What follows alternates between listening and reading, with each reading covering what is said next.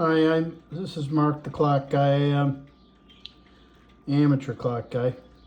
This is a Sessions Westminster Electric Clock. I don't see many of these running, and I'm pretty sure I've got this successfully running. A quick rundown on how these things work. There's two motors. You can see the one on the left there to the bottom is the clock motor, the one that actually runs the hour, and the hands, operates the hands. And to the upper right, there's that brass barrel that sticks off at a diagonal. Well, actually in front of that, there's a motor. And that motor is supplied by electricity with that brown wire. And there's electricity going to both of those motors at the same time. That motor actually has electricity going to it all the time. But it only moves when it calls for strike.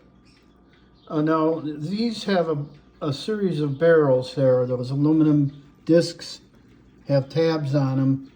And then below there's the fingers that are operated by those little discs.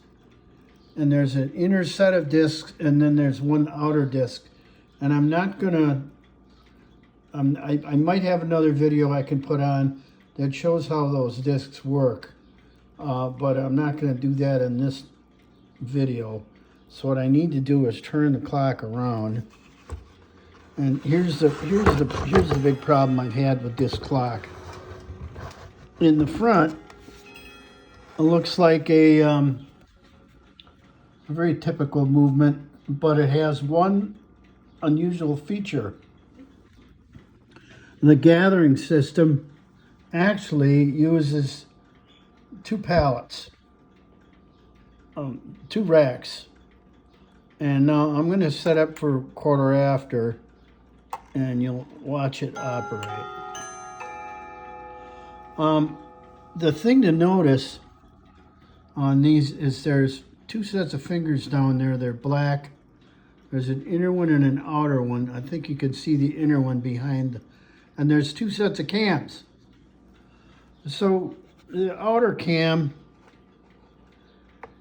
is attached to the hour, and the inner cam is attached to the minute shaft. And there it runs the half hour. And what's happening is to get the quarter hour, it grabs one tooth and then drops and locks. And it rotates those discs on the back to the next set of teeth for the next part of the song. Then on the next quarter hour, which is the half hour, it drops Paul, and then and allows two teeth to be exposed. And now on the 3/4 hour, watch, it exposes two teeth, one tooth, and then the last one, it runs the quarter. Correct me if I'm wrong. I think I should be saying there are three teeth exposed. Now you get to the full hour.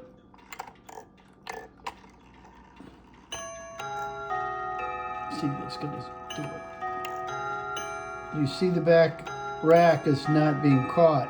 It's being held above the other one by the silver rack.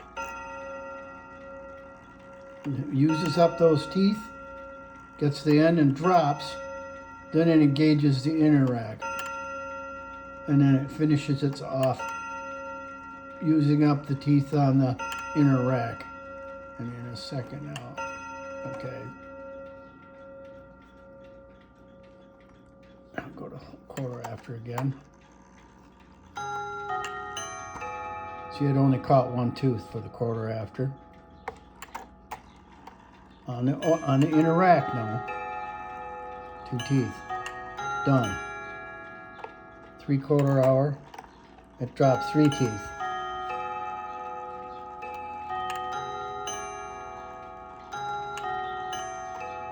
Now what happened, the problem is that you've got to time the outer one like you normally would, but you've also got to time that inner one. And it's got to fall That is done by adjusting this gear right here where I'm pointing my finger. There's a nut, a bolt on there. You can loosen and move this gear and adjust that inner snail. And that is how it's adjusted. I was having a hard time getting it to come back and catch the right number of teeth. And once in a while, at certain hours, it worked just fine, and other ones it didn't. But the secret is getting that inner cam to the right place. It's going to chime an hour.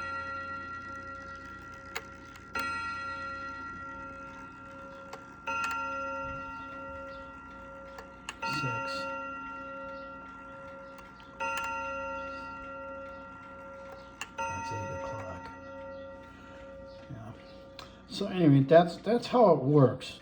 There's a combination of things going on. And another beauty of this clock is that disc is self-correcting. So if you set the time on this clock, when it gets around to the next hour, it'll reconcile itself up, and you don't have to worry about it getting out of sync if it's working right. So I can actually go like this.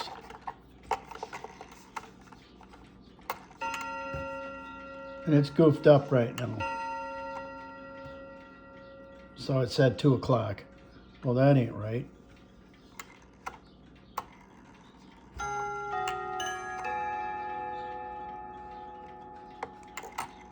You watch how it straightens itself right out.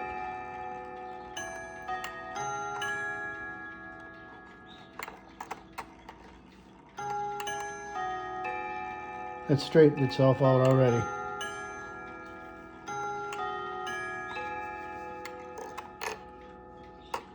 Yeah. That's the beauty of this clock. It's very complicated and hard to comprehend to set it up. Once it's set up, it's a nice clock for that.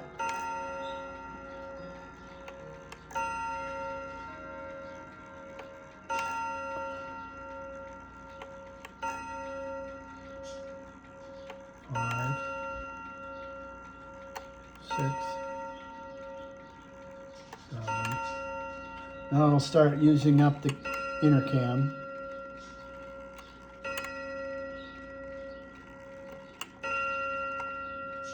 Yep.